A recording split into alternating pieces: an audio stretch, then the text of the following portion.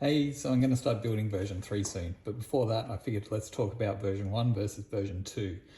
And as you can see, version 1's been stripped bare for version 2. That's because all the parts are the same in both robots, so they're just carried over.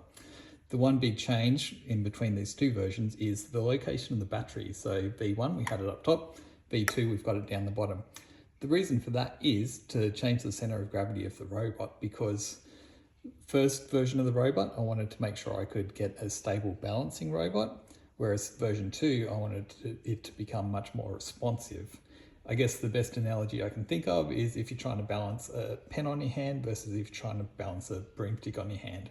It's a lot easier to balance the broomstick because the center of gravity is a lot higher, like what we had in version 1. The great thing about this change is that version 2 here is a lot more stable going over little bumps than version 1. The other big change is what's inside this little guy. So if we pop it up, you can see in here we have a proto board version of a PCB, which is basically one of these generic ones all soldered up. And it was an absolute mess of wires inside version 1. Whereas with version 2, we went for a custom PCB. So I held off doing this for ages because I thought it was going to be expensive and take a long time to get here, but only ended up costing like 17 bucks and took 5 days. So that was awesome.